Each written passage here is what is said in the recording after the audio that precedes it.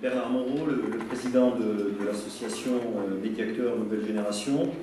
Et donc je vous souhaite la bienvenue à cette rencontre des médiateurs d'Île-de-France, mais aussi de Picardie, parce qu'on a quand même voilà, une représentation forte de médiateurs et d'établissements, de médiateurs confirmés. Journée avec beaucoup d'échanges ce matin entre vous, donc ça c'est très important pour nous. Et puis évidemment une partie plus festive, plus ludique, parce qu'il faut de lutter contre certaines formes de violence, et ça c'est pour nous important, c'est vraiment l'objectif et la finalité de ce qu'on veut. Donc merci de votre présence et merci de votre participation.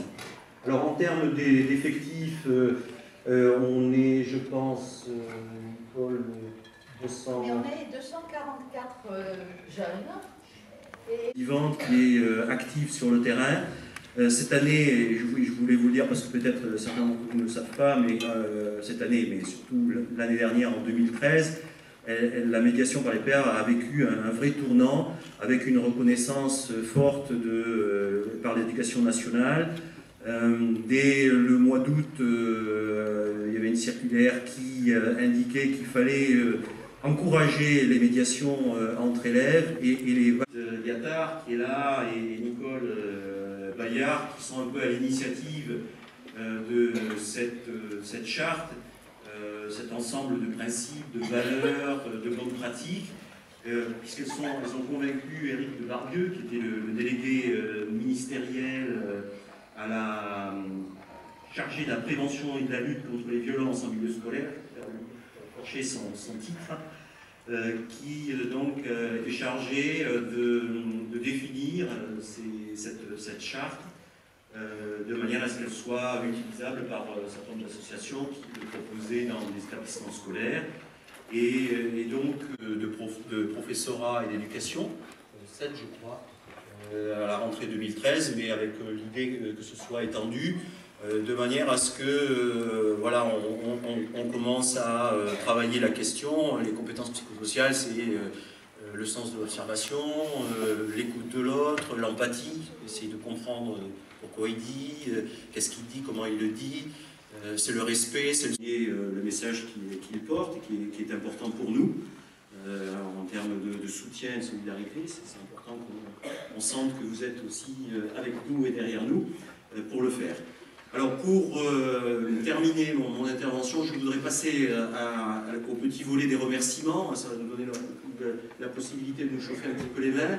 Donc je voudrais commencer par bien sûr remercier le Conseil général de Seine-Saint-Denis, sans lequel évidemment on ne pourrait pas du tout tenir une telle réunion dans un tel bâtiment avec une telle logistique et un tel soutien de tous les instants, et notamment ces deux représentantes ici qui sont, je ne vois pas, mais qui sont quelque part, Marion, Noria, et voilà, qui est aussi peut-être là, voilà, et qu'on remercie beaucoup pour toute l'énergie qu'elle déploie, tout le soutien qu'elle nous apporte et toute la logistique qu'elle nous procure.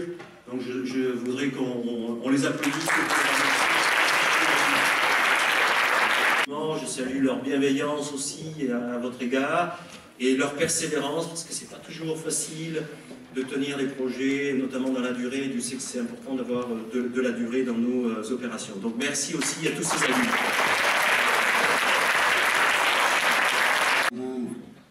Messieurs, dames, messieurs les professeurs, messieurs les coordonnateurs de réseau éducation prioritaire, médiateurs prévention de violence, partenaires du Conseil général, plus généralement tous les partenaires qui effectivement dans leur profession participent à ce travail sur la médiation entre pairs, chers élèves. Très heureux donc de prendre la parole. Je vais juste, donc je l'apprends au nom du directeur académique, Jean Brison, qui donc ne peut pas être présent ce jour, mais m'a demandé de venir vous dire à quel point l'investissement que vous portez, le travail qui est fait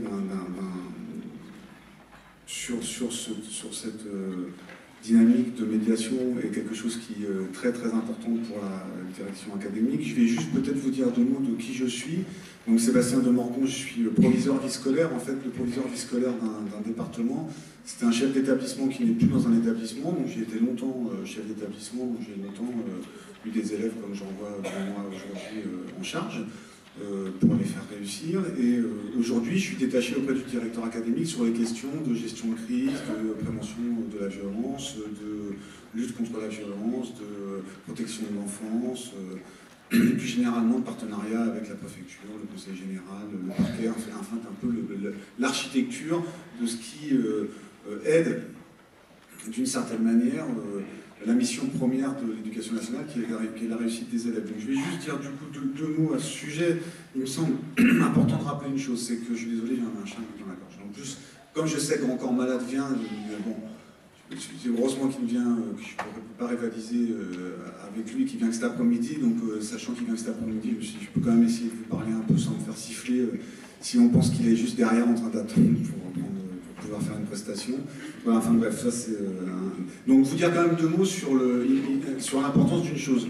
C'est qu'on a une loi qui porte l'éducation nationale, qui est une loi qui est sortie en 2013, qui nous dit beaucoup de choses et qui nous dit une chose qui me semble principale, primordiale, et qui n'avait jamais été édictée en tant que telle par la loi, c'est que chaque élève partage la capacité d'apprendre et de progresser.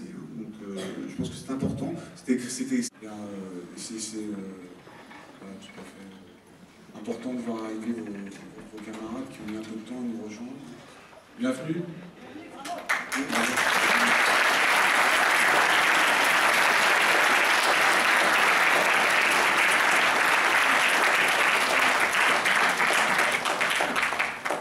L'après-midi va être fourni de faire un accueil très très chaleureux à notre ami et président André de Peretti. Certains d'entre vous le connaissent, il a fêté la semaine dernière ses 98 ans. Je ne voulais pas le dire devant lui, vous voyez, on n'aime pas dire son âge, hein, donc je n'allais pas le dire cet après-midi. Je voulais vous en parler maintenant, c'est une grande figure de notre histoire, c'est un grand humaniste, quelqu'un qui a fait confiance à la médiation par les pairs dès ses débuts, et il n'était pas nombreux. Et le refrain que vous allez chanter pour accueillir Encore malade cet après-midi dans Roméo qui Juliette. Donc j'appelle Valide et... Si le ciel n'est pas clément, tant pis pour la météo. Un amour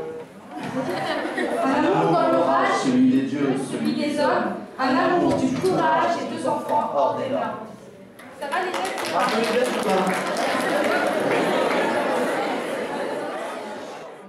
Tant pis pour la météo. Un amour dans l'orage, celui des dieux, celui des hommes. Un amour du courage et 2 enfants hors des normes.